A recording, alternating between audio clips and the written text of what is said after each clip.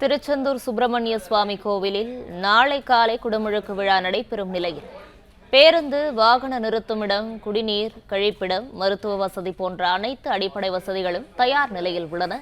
இதுகுறித்தான கூடுதல் விவரங்களை வழங்கவிருக்கிறார் செய்தியாளர் நாகராஜ். நாகராஜ், வணக்கம். இது குறித்தான கூடுதல் விவரங்களை பதிவு பண்ணல. இந்து சமய அறநிலையத்துறை பொறுத்த வரைக்கும் தமிழகத்தில் இருக்கக்கூடிய 31 மாவட்டங்களில் 133 கோவில்களுக்கு நாளை ஒரே நாளில் குடமுழுக்கு செய்வதாக அறிவித்திருக்கிறது. ஒரு நல்ல வரவேற்புக்குரிய விஷயம் என்றாலும் அதில் முக்கியமாக பார்க்கப்படுவது திருச்செந்தூர் சுப்பிரமணிய சுவாமி கோவில்.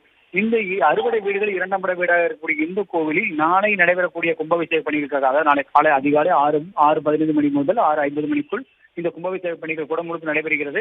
இதற்காக பலகட்ட ஏற்பாடுகளை மாவட்ட நிர்வாகமும் இந்து சமய அறநிலையத்துறையும் இணைந்து செய்திருக்கிறார்கள்.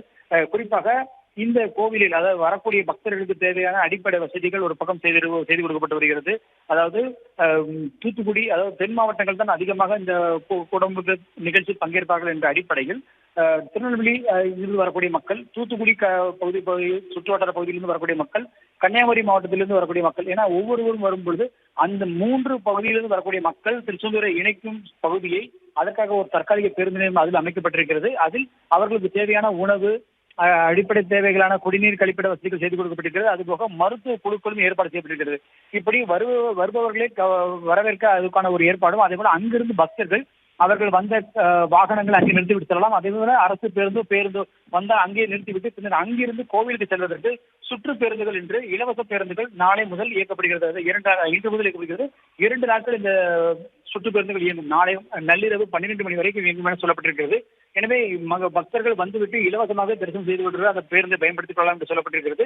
அதே போல ஒவ்வொரு பகுதியிலும் மருத்துவ குழுக்கள், தற்காலிக மருத்துவ குழுக்களும் ஏற்பாடு செய்கிறது. 29 குழுக்கள் வரைக்கும் ஏற்பாடு செய்யப்பட்டு ஆங்காங்கே அவர்கள் பக்தர்களுக்கு தேவையான வசதிகளை செய்து கொடுப்பார்கள். அதே போல அன்னதானம் முழுமையாக வழங்கப்பட்டாலும் ஒவ்வொரு பேருந்து நிலையத்திலும், அதாவது இந்த தற்காலிக 3 பேருந்து நிலையத்திலும் அன்னதானம் வழங்குவதற்கு ஏற்பாடு செய்யப்பட்டிருக்கிறது. அந்த அன்னதானத்தின் வழி மக்களுக்கு, அதாவது ஒட்டுமொத்தமாக தயாரிக்கும் போது எந்த பாதிப்பு வரக்கூடாது என்பதற்காக அதனை கண்காணிப்பதற்கும் அதனை பரிசோதனை செய்வதற்கும் ஒரு குழு அமைக்கப்பட்டுள்ளதாக அமைச்சர் தரப்பில் தெரிவித்திருந்தார். இது முக்கியமான ஒரு விஷயமாக பார்க்கப்படுகிறது. அதே போல கோவிலை பொறுத்த வரைக்கும் ஏற்கனவே கடந்த, அதாவது இன்று நடைபெறுவது 10வது யாகசாலை பூஜை நடைபெற்றது. மொத்தம் 12 யாகசாலை பூஜைகள் நடைபெறும். 12 காலங்களும் நடைபெறும். இதில் 10வது காலம் இன்று காலம் நடைபெற்றிருக்கிறது. இன்று மாலை 11வது கால யாகசாலை பூஜை நடைபெற இருக்கிறது. இந்த யாகசாலை பூஜையும் மற்றவற்றிலும் வேறுபட்டிருக்கிறது.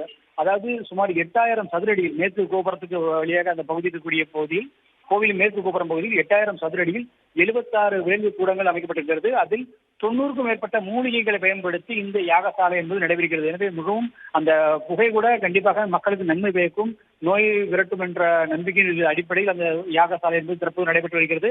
12 கால யாகசாலை பூஜைகள் நடைபெறும் நிலையில் நாளை காலை 12வது கால யாகசாலை பூஜை அதிகாலையில் தொடங்குகிறது. அது முடிந்த பிறகு அதிகாலையில் 6:15 மணிக்கு கும்பாபிஷேகம் தொடங்கும். எனவே ஒட்டுமொத்தமாக, அதாவது தமிழகம் முழுக்க இந்த கோவிலுக்கு வருவார்கள், திருச்செந்தூர் கோவிலுக்கு வருவார்கள் என்ற எதிர்பார்ப்பு இருக்கிறது. அந்த அடிப்படையில் 6000க்கும் மேற்பட்ட காவலர்கள் பாதுகாப்பணியில் ஈடுபட்டிருக்கிறார்கள். இவர்களுக்காகவே ஒரு பக்கம் அந்த காவலர்கள் ஈடுபட்டிருக்கிறார். அதுபோக பக்தர்கள் வருகைக்காக 600 சிறப்பு பேருந்துகள் ஏற்பாடு செய்யப்பட்டிருக்கிறது. அதே போல ரயில்வே துறை சார்பிலும் கூடுதலாக ரயில்கள் இயக்கப்பட்டுள்ளதாக தெரிவிக்கப்பட்டிருக்கிறது. எனவே ஒட்டுமொத்தமாக ஒட்டுமொத்தமாக மிகப்பெரிய ஒரு விழா காலமாக அந்த திருச்செந்தூர் நகரமே விழாக்கோலம் போட்டிருக்கிறது என்பதை பார்க்க முடிகிறது.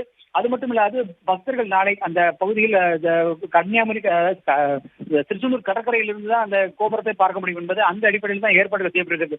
அனைவருமே போய் வளாகத்தை கூட முடியாது என்பதால் ட்ரோன் மூலமாக அந்த கும்பாபிஷேக நீர் என்பது பக்தர்கள் மீது தெளிப்பதற்கான ஏற்பாடுகள் செய்யப்பட்டிருப்பதாக கோவில் நிர்வாக தரப்பு சொல்லப்பட்டிருக்கிறது.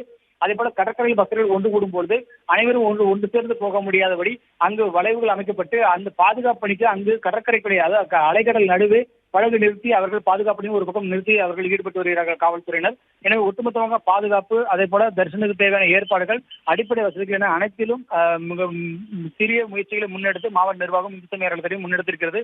மிக முக்கியமான கும்பாபிஷேக குடமுழுக்காக திருச்செந்தூர் கோயில் நாளை எதிர்பார்க்கப்படுகிறது. அதற்கான இறுதிக்கட்ட பணிகள் நடந்து வருகிறது. விவரங்களுக்கு நன்றி நாகராஜ். பிளே ஸ்டோர் மற்றும் ஆப் ஸ்டோரில் இருந்து பாலிமர் செயலியை QR கோடு மூலம் பதிவிறக்கம் செய்யுங்கள். செய்திகளை உடனுக்குடன் பெறுங்கள்.